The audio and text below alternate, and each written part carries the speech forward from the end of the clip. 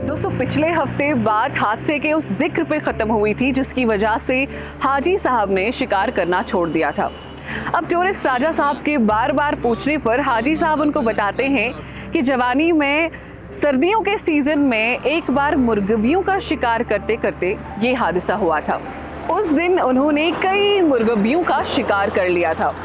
शाम हो चली थी लेकिन इनका दिल नहीं भरा था और जाने से पहले एक और शिकार करना चाहते थे।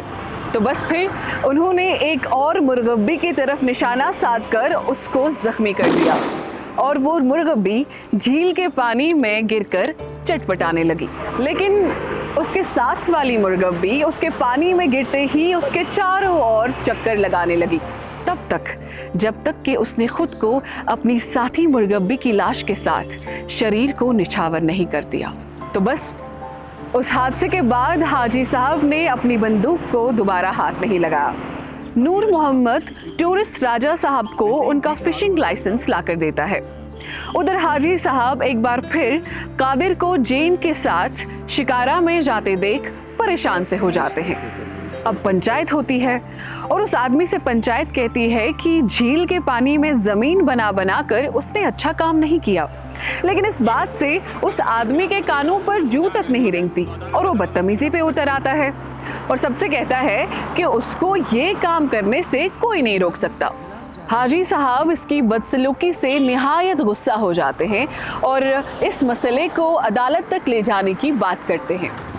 उस नाफरमान इंसान के इस बात पर भी तेवर ना बदलते देख हाजी साहब किसी तरीके से अपने गुस्से पे काबू करके पंचायत से निकल जाते हैं।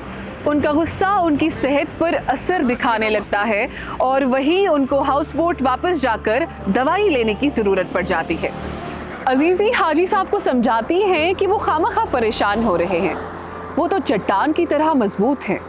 उन्होंने अपनी ज़िंदगी में सैलाबों तक का सामना किया है, बड़े बड़े तूफानों से लड़कर उन सब की ज़िंदगी की कश्ती को पार लगाया है।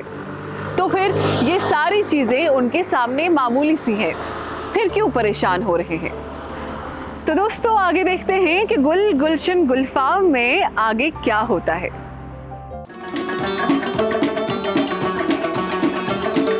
मुस्कुराती सुबह की और गुनगुनाती शाम की, मुस्कुराती सुबह की और गुनगुनाती शाम की, ये कहानी गुल की है गुलशन की है गुलफाम की, ये कहानी गुल की है गुलशन की है गुलफाम की।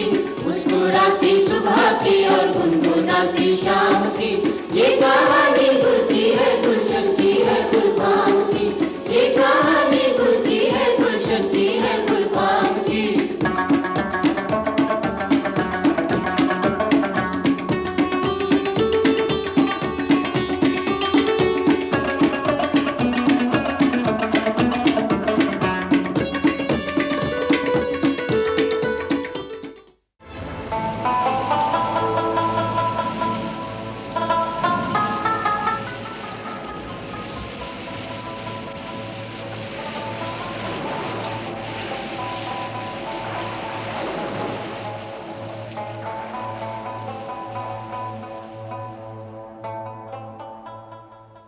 याद है वो रात?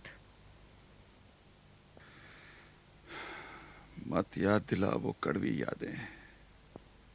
किन किन तूफानों से निकाल लाए हो तुम ये कश्ती, और अब जब सब कुछ है तुम इतने परेशान हो रहे हो। अजीजा, कह दिया ना मत याद दिला, मौत से वो कश्मकश। कुछ जिंदगी की बातें करें। उस दिन तुम परवीन की शादी के बारे में कुछ कह रही थी। फिर करेंगे, अब जरा आराम करो। नहीं नहीं, मैं बिल्कुल ठीक हूं। कोई लड़का है तुम्हारी नजर में? उस दिन रमजान हाजी की बीवी ने शादी पर परवीन को देखा और अपने बेटे क्या नाम है, परवेज के लिए मांगने लगी। परवेज? मुझे लड़का पसंद है, दिल्ली में कालीनों की दुकान चलाता है। लेकिन हमारी परवीन तो पानी की मुर्गा भी है, ये दिल्ली की गर्मी सह सकेगी? इतनी खलकत रहती है वहाँ, और फिर क्या वो हमेशा वहीं रहेगी, आती जाती रहेगी? दिल्ली है कितनी दूर? लड़का है तो अच्छा, फिर भी पूछताछ तो करनी पड़ेगी। लो, मैंने कब कहा पूछताछ ना करो, इसीलिए तो मैंने तुमसे बात की। कितना शौक था तुम्हें बेटी का, और नूरे की शादी के बाद जब तुम्हारा पांव भारी हुआ परवीन के वक्त तो इतना शर्माती थी कि डूंगे से बाहर नहीं निकलती थी। देख, शर्म भी नहीं आती। तुम ही तो बेटी का जुनून था, नहीं तो नूरे का ये निसार 4 साल का हो चुका था। अरे तो हम कौन से बूढ़े थे तब, हैं? अब तो हैं। अब भी नहीं, क्योंकि अभी अभी तो तूने मुझे नई जिंदगी दी है। चलो अब थोड़ा आराम कर लो। अल्हम्दुलिल्लाह, अल्हम्दुलिल्लाह।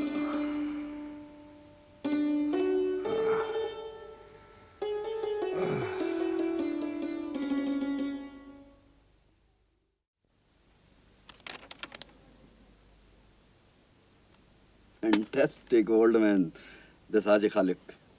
कितने वैल्यूएबल डॉक्यूमेंट्स किस तरह से संभाल के रखे हुए हैं।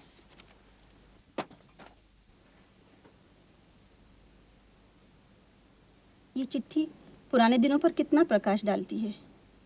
1914 की चिट्ठी है। 1914, पहले महायुद्ध का साल। लिखता है ये कर्नल डिकी। इस झील ने तो हम दोनों पर जादू सा कर दिया है। जंग छिड़ गई है, वापस ड्यूटी पर बुलाया है। न जाने जिंदा लौट के वापस आ सकूंगा या नहीं। अगर जंग से वापस जिंदा आ गया तो जिंदगी के बाकी दिन यहीं इस झील, इस वादी में गुजारूंगा। इससे बड़ा कॉम्प्लीमेंट किसी जगह को और क्या मिल सकता है? मालूम नहीं कर्नल डिकी जंग से लौटकर वापस आए भी या नहीं। जिंदगी में इस तरह के कितने ही सवाल जवाब के बगैर रह जाते हैं। शायद इस खत से आपके सवाल का जवाब मिल जाए। ये एक और खत है कर्नल डिकी का इस फाइल में। लिखता है, आपकी दुआ से मैं बच गया हूं सुभाना, और अगर खुदा को मंजूर होगा तो हमारा ख्वाब पूरा होगा, हम दोनों की जिंदगी का ख्वाब।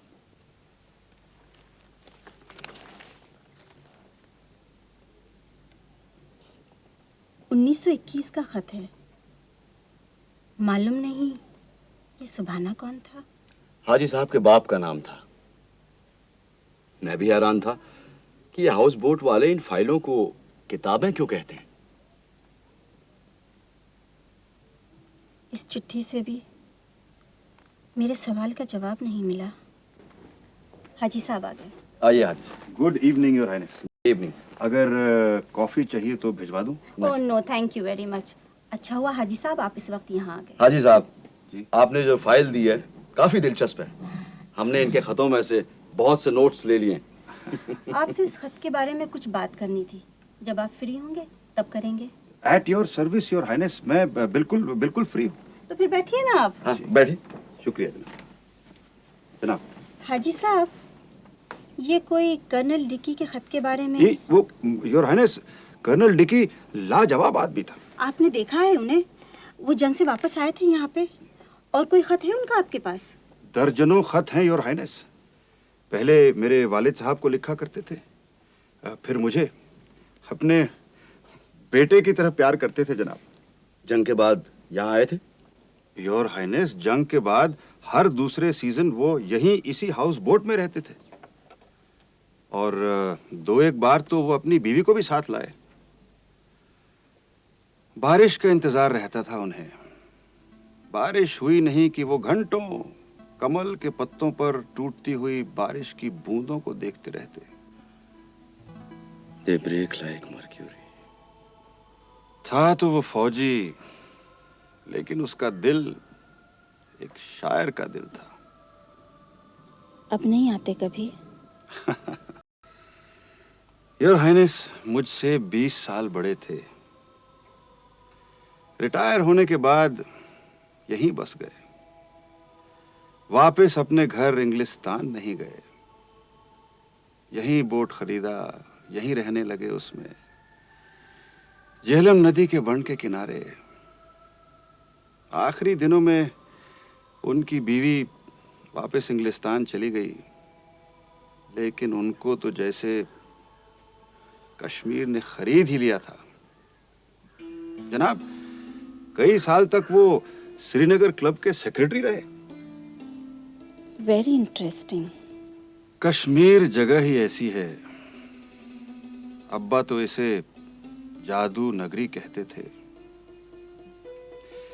सन 58 तक कर्नल डिकी जिंदा थे और फिर एक दिन गगरी बल के आगे खुली झील में कोहराम मच गया। कर्नल डिकी झील की गोद में हमेशा के लिए सो गए।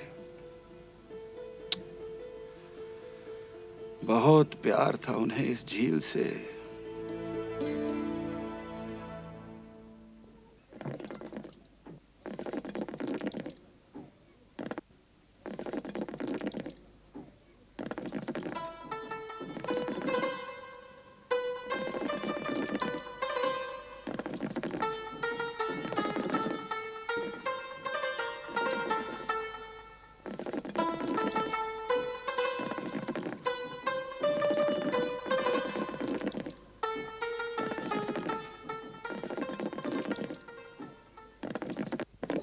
दिल्ली का जहाज तो 1 बजे आएगा। तुझे इतनी जल्दी क्या पड़ी है? तुम्हें तो सीआईडी में होना चाहिए था। न जाने आज़ादी के ज़माने में भी मुझ पर हर वक्त इस तरह पहरा क्यों रहता है। छोड़, क्यों इस ठंडे हुक्के पर गुस्सा उतारते हो? लो, चाय पियो, फिर मैं चिलम गरम करके दूंगी। मैं कभी सुबह सुबह हुक्का पीता हूँ कि बस तुम मुझे गुस्सा दिला देती हो।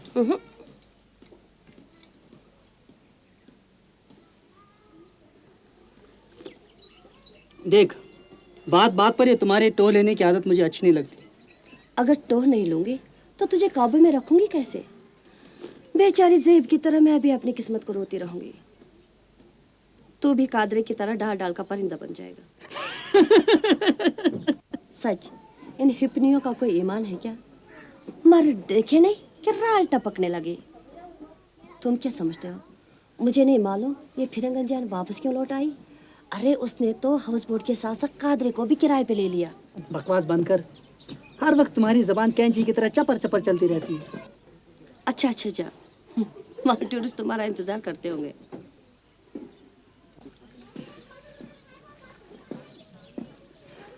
देख जूनी, मैं तुमसे कुछ नहीं छुपाता हूँ। मैं एयरपोर्ट नहीं जा रहा हूँ। मैं वैसे नहीं जानती थी।